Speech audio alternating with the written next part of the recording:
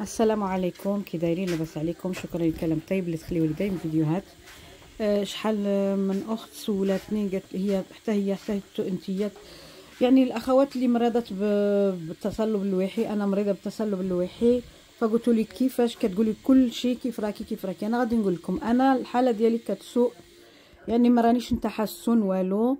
يعني كل مره كنزيد نتقال وانا في الدوش كيعاونوني، كتجيني الممرضه في هذاك في الحمام في الدوش، باش تلبسني الرجل ما نقدرش انا نلبس وزيدون عاود الاكل ما نقول حتى باش نديرو غير بالسيف. هذا الشيء راه غير بالسيف وصافي. كتشوفوا راه ما نجلس وندير الحاجه عاد بالسيف، عاد نعيه دغيا لا غير وقفت نعيه بزاف. وهذاك الشيميو اللي درتو الكيماوي ما دار لي حتى شي حاجه، كلشي زيرو زيرو زيرو.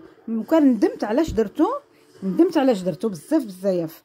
اذا فهكذا، والحمد لله على كل حال. هكذا ما نقول انايا باش نخرج صعيب، باش نمشي سوبر مارشي حتى لهاد المره. عاد الا قدرت نلقى شي واحد يدي لي الكروسه، يعني لهذا الكرسي المتحرك يديه في السياره. بقى انايا سينونا جالسه في الدار وصافي.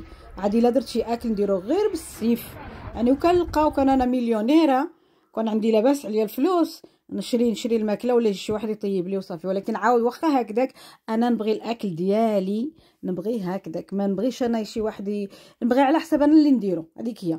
انا حاليا الا مشيت مسافه بعيده، ها هو بالكرسي المتحرك. هاد المره هذا 6 سنين ما مشيتلوش، من قبل كورونا ما مشيتلوش، لان في كوره، هذا سميتو كوره، عمري هذه شحال ما مشيت له. علاش؟ لانني ما نقدرش، كي غادي ندير نمشي. حتى شريت هذا الكرسي المتحرك والحمد لله. وعاد هذاك كتجي وحده تعاونني في الشغل، وكتعاونني. عاد قالوا لي الا بغيتي يطيب لك كل شيء. وفي هذاك في الدوش باش نلبس اليمنى واليسرى، انا ما نقدرش اليسرى. وهذيك هي. فصعيبه بزاف لان ما نقولكش راه نتعب، نعيا دغيا. فكما يقولوا نسلك وصافي، ونقولوا الحمد لله على كل حال. صبر جميل، انا لله وانا اليه راجعون. هذا ما نقولوا، ما رحناش في الدنيا باش نبقاو ديما عاديه، وخاصنا الصبر وصافي. الحمد لله على كل حال. باش ندير شي شغل بزاف صعيبه ليا. هذا اللي درته هنايا غادي نوري لكم. هذا راه كانت عندي الخادمه، هي اللي خرجت الشغل، هي خرجاتو، هي اللي دارت الاخر. انا غير مشيت غير باش نخدم شويه وصافي. وشكرا للمشاهده.